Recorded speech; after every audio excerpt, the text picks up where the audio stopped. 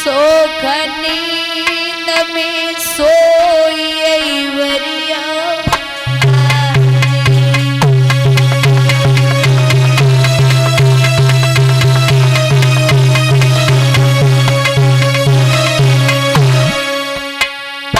और राजा की सोनी नहीं जाने बानी।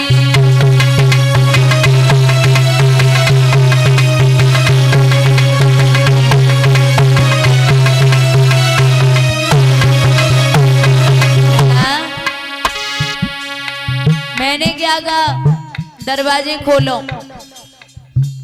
अरे सुन रही हो, दरवाजे खोलो। अचानक राजा को बड़ी रानी की याद आई तो दोबारा कुंडी नहीं खटखटाई और घोड़ा लौटा करके छत पे पहुंचे। आवाज लगाई, अरे तुम भी सो गई हो क्या? लेकिन रानी तो एक ही आवाज में उठ के बैठ गई, लेकिन दरवाजे ना खोले। अब जे इतनी रात में तो कबहू ना आए, हमें जब मालूम पड़ रही हमारी सौत ने हमें मारवे के लिए भेजो है। राजा बोलो दरवाजे खोल दे, अगर नीचे वाली ने सुन ली ना तो आफत पड़ जाएगी। समझ गई ये छिपके आए हैं, हुआ ऐसा। अरे सीढ़ियन सीढ़ियन चली लिवाई, पकड़िया मुरिया बलमय बनेगी।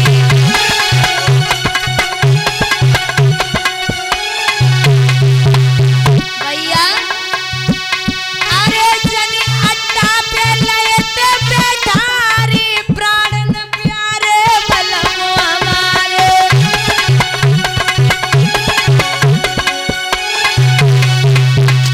महाराज कहां से आए हो? भूख लगी होगी। राजा बोले बहुत तेज।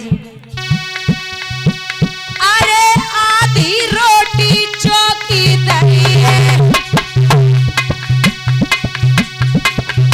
बाई पे नमक तो धरी दो समानी, आधी रोटी चौकी दही है।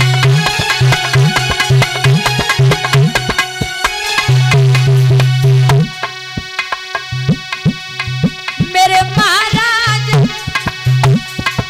सीता लोग राधे श्याम रे जाई गमने घोड़ारो।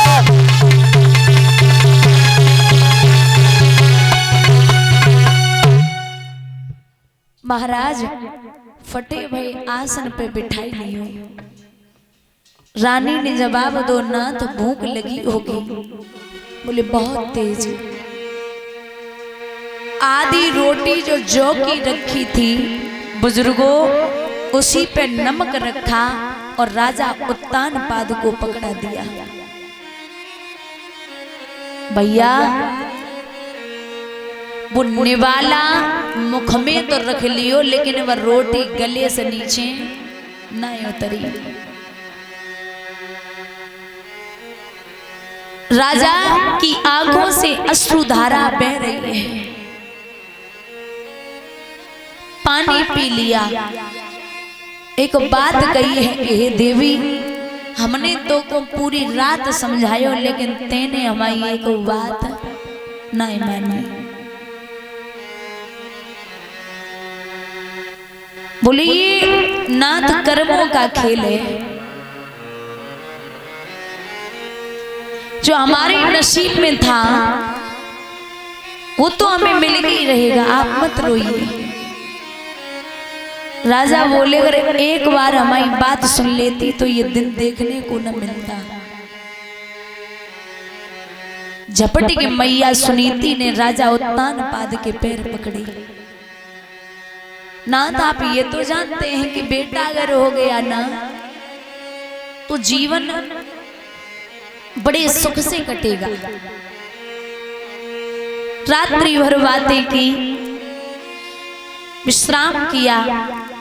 सुबह 4 बजे राजा नीचे उतरा है। छत से जब नीचे आए तो बंधुओं छोटी रानी दोनों हाथ चौखट से लगाई खड़ी। राजा बोले यहाँ क्यों खड़ी हो? बोले आप बताइए आप कहां से आ रहे हैं?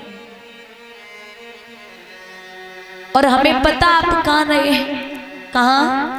क्यों हो गात मलिन छटा छवि छीन के सुंदरताई और चेहरा को ढरकी हो नूर फिर गई। काई रात सोत कर रहे जान में लय रही धमकाई और बात की करियो याद कसम बोते खाई। हमें पता है तुम रात्रि में सौत के घर पे रहे हो। राजा बोले पागल है क्या? अरे रात्रि भर हो गया मुझे गेट के बाहर पड़े पड़े नींद भी नहीं आई और तू कह रही है कि मैं उससे मिलके आया हूं। बाबरी है क्या? और अगर भरोसा नहीं है तो ये ले जा तलवार उसे मार दे। रानी ने विचार करो हमें जब मालूम पड़ रही जे गए ना।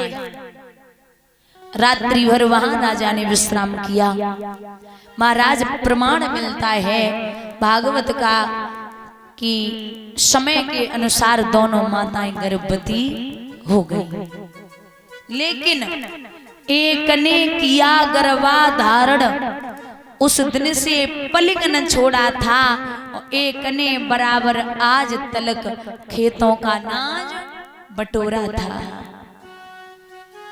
एक तो व्याकुल है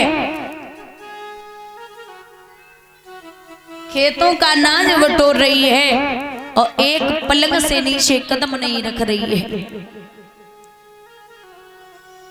नसीब की बात है